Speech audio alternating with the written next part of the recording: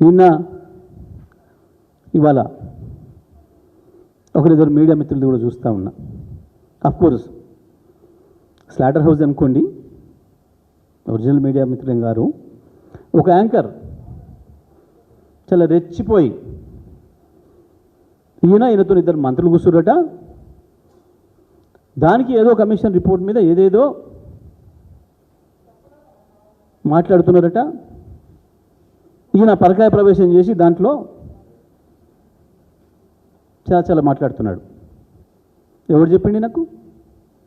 లోపల మాట్లాడుతున్నది కేవలం ఢిల్లీ పోతున్నా, నీ వాటా ఎంత ఇస్తావు, నీ వాటా ఎంత ఇస్తావు, కమిషన్లు మీరు ఇంత దొబ్బినరు, ఇంత వాటా ఇవ్వాలి, నేను ఒక్కరిని ఎట్లా ఇవ్వాలి అని చెప్పి మాట్లాడుకున్న వీళ్ళు ముగ్గురు నిన్నగా. ఎవడు చెప్పిండి యాంకర్కి? మాట్లాడేటప్పుడు జాగ్రత్త మాట్లాడాలి.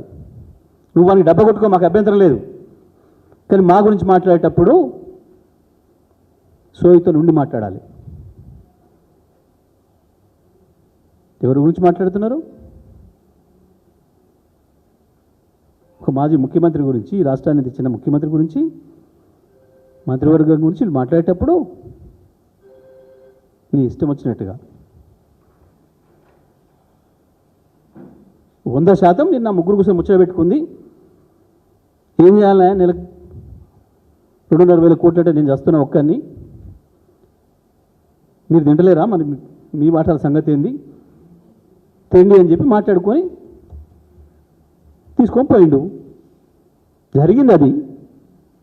ఈయన లోపడంగా పోయి చూసి వచ్చినట్టు, కిటికీల నుంచో వెంటిలేటర్ నుంచో దీనికి ఇన్నట్టు వింటే రాసుకోను. కానీ బీఆర్ఎస్ గురించి, గత ప్రభుత్వం గురించి మాట్లాడేటప్పుడు, రాసేటప్పుడు జాగ్రత్తగా ఉండాలి.